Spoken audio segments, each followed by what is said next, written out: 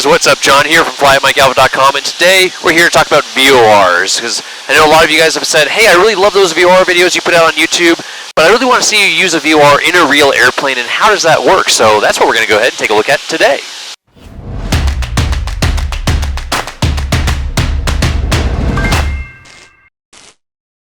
Alright, well, hello guys, here from 6,500 feet, aloft the beautiful Midwestern United States. We're going to go ahead and take a look down here at our Garmin 430 and at our sectional chart. So as we can see here, we are there. There's a VOR right there. That VOR frequency for the Kirksville VOR is 114.6. So I'm going to go ahead and put in 114.6 right in our nav1. Okay, our nav1 in this case is a Garmin 430. So I'm going to push in this big key here, type in 114.6, 114 with the big knob, 0.6 with the little knob. We'll go ahead and throw that in the active frequency there, alright? So we have 114.6 in there. Now we can go ahead and we want to identify the station, right? So we're going to push in to identify. We see ID. We're going to turn our volume up, and we're going to go ahead and press N1 on our comm panel over there. So now we have N1 playing. We can hear that faintly. We'll turn it up a little bit. And what we're hearing is HIWAS, that H that's right in that little box, plus this Morse code. So let's go ahead and listen for that Morse code. We should hear it every 30 seconds. And we got H, that's the HIWAS for all the bad weather that we're flying around today. Lake Superior, Michigan, Lake Huron, Illinois, Indiana, Kentucky, Arkansas, Tennessee, Louisiana. Cool, so that is the right VOR. We can go ahead and press N1 again on our comm panel, so we can go ahead and turn off N1. So we press that guy there. So now we have it identified here on our Garmin 430. We'll go ahead and press it again to get rid of the ID there, so we're not listening to all that stuff. Plus we've turned off N1 on our comm panel, so we don't have to hear that anymore. We'll come up here. We know that we're to the west of the station, but so let's say we don't have GPS. We don't know where we are. We want to find out what radial we're on. Well, we could just look at our OBS. You know, here's our VOR2 or our nav2 OBS in our CDI, but we're going to be using this G5 up here. That's connected to our 430. That's for nav1. So first, with the Garmin 430, we have to come down here and press CDI. We press CDI, and that changes it to VOR now. So now we can see we have VOR. We use our little knob here to go ahead and twist. We tap in, go over to course, tap in on that, and now we can select our VOR course, and we'll just twist it around until we center up that needle there. So we do it, once we see the needle moving, we do it a lot slower there. A few little clicks. If I did it too fast, see it just swings over, and if I skip it too fast over that way, it swings way over to the other way. We want to go ahead and do it nice and slow. We find where it's going to center up at. Right about there. Perfect. I can go ahead and tap in again.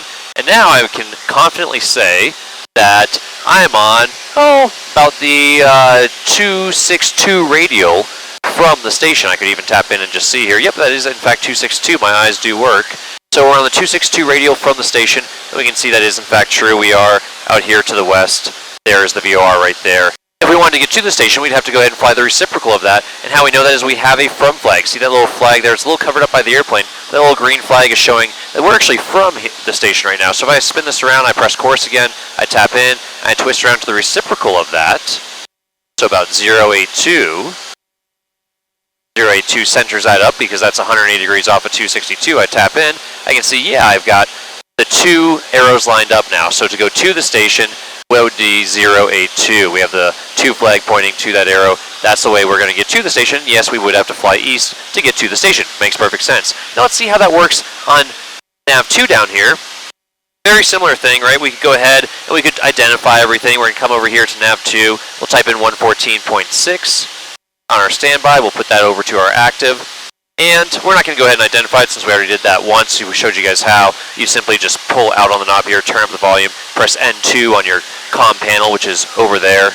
And now we can look at our instrument that's connected to our nav2 radio. We'll spin this around. Let's do a little VOR check while we're in the area here, right? 082 should center up that needle there with a 2 indication. We have the 2 indication.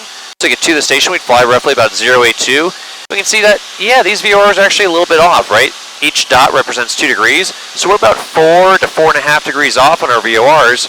So VOR check on this airplane, an airborne dual VOR check, would not really pass actually. So we couldn't really fly this airplane IFR using just VORs, but luckily we do have a Garmin 430 that we can legally navigate IFR off of.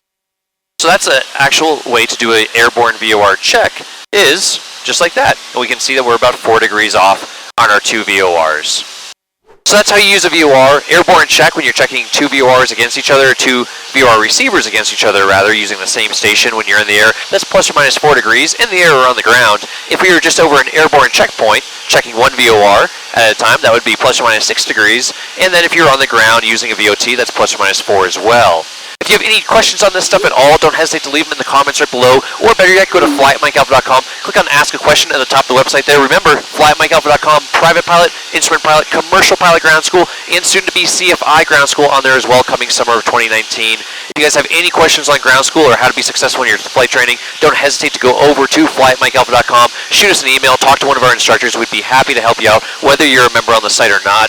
And when you sign up on the site for a membership, we guarantee that you will pass your check ride when you sign up for a first officer membership or higher on there. If you have any questions at all, like I said, leave them in the comments below. Go to flyatmikealpha.com, click on Ask a Question. We're here to help you be successful in your flight training. And if you can't fly every day, flyatmikealpha.com. We'll see you all next time.